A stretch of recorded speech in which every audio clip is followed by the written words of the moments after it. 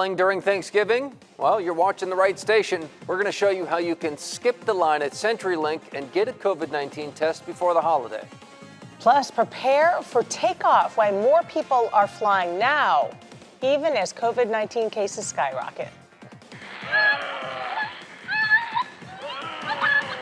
From obscurity to national sensation, this is Estero man on his 15 minutes of fame from wrangling his puppy out of the jaws of a gator. No one had ever anticipated that we would be spending this much time together. COVID sending couples to counseling, how sticking together is driving some apart. Live, the news you count on. NBC2 News at 6. 96 new COVID-19 related deaths to report in our state today. 2 of the people who died were from Lee County, 2 were from Charlotte County. Florida reported more than 6,300 new cases today, and our positivity rate is at 7%, still 2 percentage points higher than the 5% that health experts recommend for safe reopening. Thank you for watching NBC2. I'm Peter Bush. And I'm Kelly Burns. Today's new cases push Florida past 944,000 total cases. That means about 1 in 23 people in Florida have been infected since the start of the pandemic. We added up the number of cases in Florida per week. This is 3 weeks ago. 2 weeks ago, we had about 5,000 more. And then last week, nearly 10,000 additional cases. Now, the last time we saw a weekly count as high as that was the end of July during the summer surge. As cases increase, so does the number of people rushing to get tested. NBC2 Shannon Chloe is live for us tonight in Estero, where the Village is offering free COVID-19 testing for residents and visiting family members ahead of the Thanksgiving holiday. Kelly, it's right here in the Hertz Arena parking lot where over 500 people were tested today. On top of that, the Department of Health also had a testing site here in Estero. Together, their goal, so for you to have a healthy and a happy holiday. Are you here for a COVID test? Thanksgiving travels mean more baggage this year. I'm going to visit my daughter in Austin, Texas, Wednesday. Before Bill Wagner lands there, he detoured to the health department's COVID-19 testing site at Estero Parks and Rec. Convenient, no cost, no crowd. It's a one-day deal, swabbing your saliva. I really like the swab in the mouth versus the nose. Herbert Pickler feels why he'd say that. I don't like people putting stuff up my nose. But he knows it's the smart and safe decision, getting his results in 24 hours. I'd like to find out if by chance I caught something. At Hertz Arena, Pickler was one of hundreds who got a rapid nose swab test today. The mayor of Estero bringing in a private lab testing Estero residents like Pickler and their families. We feel strongly about preventing this COVID from spreading, and we all want to be responsible. One way some are doing that is by canceling Thanksgiving. I had been invited to go to a friend's house, but I've decided not to. We're not going to gather with our families. Telling me waiting is better than worrying. Careful versus regret later on. Believing pandemic patience will pay off for healthier holidays. We're almost at the end of the tunnel here, almost see the light. And here at Hertz Arena, they will be testing until Wednesday, but that is just for Estero residents and their families. For everyone else, download our NBC2 News app, and right under news links, we have the schedule to the Department of Health's pop-up sites. I'm in Estero, Shannon Chloe, NBC2.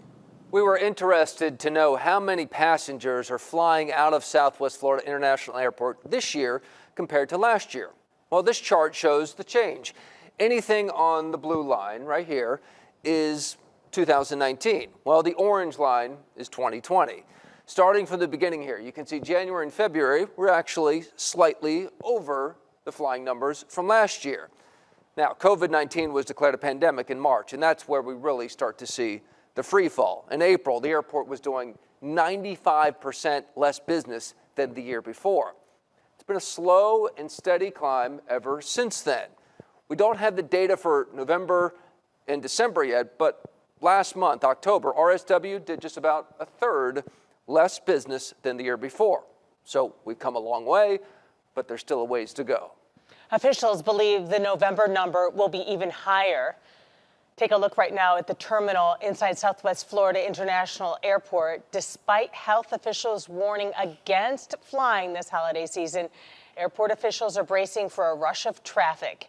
NBC2's Zach Barrett is live at RSW with a look. Health officials are warning everyone not to fly this Thanksgiving in hopes of keeping those COVID cases in check. But with more than 1 million people going through TSA checkpoints around the country yesterday alone, it appears travel to our community in this pandemic is merely just slowing down a little. I'm here almost every day. Sue Goss drives Uber. I have been driving a lot of tourists. I do get some people that live here, and are flying back and forth. She says the people needing a ride from the airport is drastically lower since March. But lately, the number of people flying is picking up. I was definitely busier last November than it is this November, but it has picked up considerably since, say, August. Flights from Chicago today. There was no difference. It was a full plane. Different than today's incoming flight from Wisconsin. 50-60% of the plane was populated with people, so not what I'm used to, but I guess a little bit more than I was expecting, to be honest. The number of people passing through RSW down 34.7% this October compared to last. No, I'd say it was pretty sparsely populated. New York native Roseanne Prince flying in today, despite the procedures she needs to follow to get back to the Big Apple. You will have to quarantine for 14 days, and if you don't want to quarantine, I believe you will have to take the test. Despite warnings from health officials to stay home this Thanksgiving to slow the spread of COVID, millions around the country this weekend throwing caution to the wind. I'm not fearful of it. It's a virus. They're working on it. Many flying in today say the risk of the virus is worth the reward if precautions are taken. Everyone else had on masks. I had a mask, shield, well protected, so it's fine. Now, although the number of travelers is down from last year, the numbers of people flying has increased by 63% since September. I'm live at RSW. Zach Barrett, NBC2. If you're traveling for Thanksgiving, you might want to check out this COVID-19 risk calculator. You just go over here and plug in how many people you'll be around. It says 25 for the party that I'm showing you right here. And then where you're headed. So let's say you're going to Lee County. Well, your risk assessment is at 32% there. That calculates the chances of someone in your group having COVID-19. But if you go up to DeSoto County, look at that number. Your risk level in DeSoto County is at 68%. If you can check out the COVID risk assessment tool under the News Links tab on our NBC2 News app or on our website, nbc-2.com. Breaking at 6, prosecutors are seeking the death penalty against the North Fort Myers man accused of sexually assaulting and beating a 2-year-old girl to death. New documents say Nicholas Canfield told investigators that he found Elia Ramos unresponsive after leaving her in a bathtub. The state attorney's office says that was all a lie. They say little Jalea died of clear, blunt force trauma.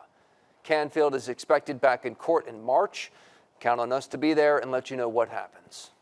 Fort Myers police are working on an attempted robbery that turned into a murder and car crash. This is Artavius Stanberry. He's 17 years old. Police say he's suspected of killing someone at a building at an apartment complex in Fort Myers.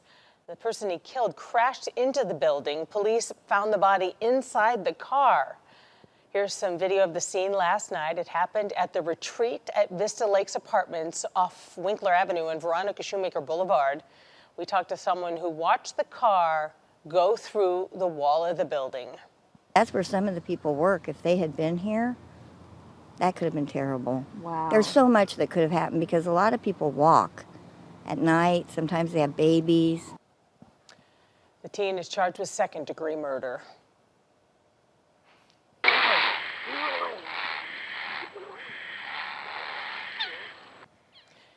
If you haven't seen this video by now, I'm sure it will pop up on your social media feed tonight, or you just turn on the news and it's there. You're watching Estero's Richard Wilbanks locked in a fierce battle with an alligator who tried to grab his puppy.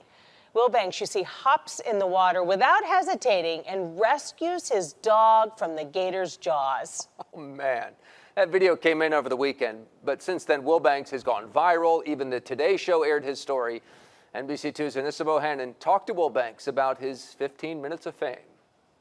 Richard Wilbanks had no idea that a simple dog walk with his puppy Gunner 3 weeks ago right here in his own backyard would turn him into a national sensation overnight.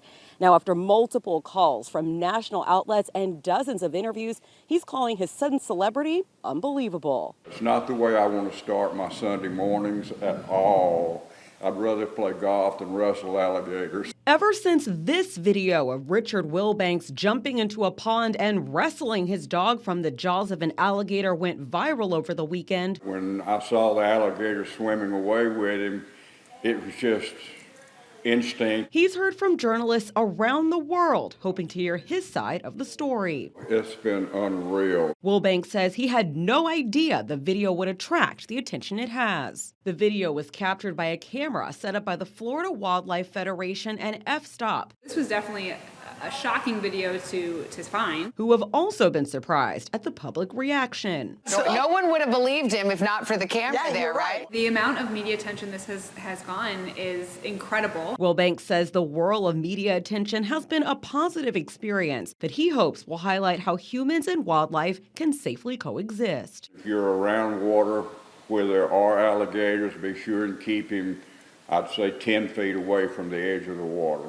Being respectful of wildlife and understanding your surroundings and taking those extra precautions is what's coming out of this, and I think that's the best outcome. The Wilbanks say they are fortunate that both Richard and Gunner are doing well. In fact, Gunner is as energetic as ever. Here in Estero, Anissa Bohannon, NBC2. What a cute puppy, but what are the chances the camera is pointed on that exact spot? I can't believe he kept the cigar in his mouth the entire time. This story is unbelievable. Yeah, he loves that dog for sure.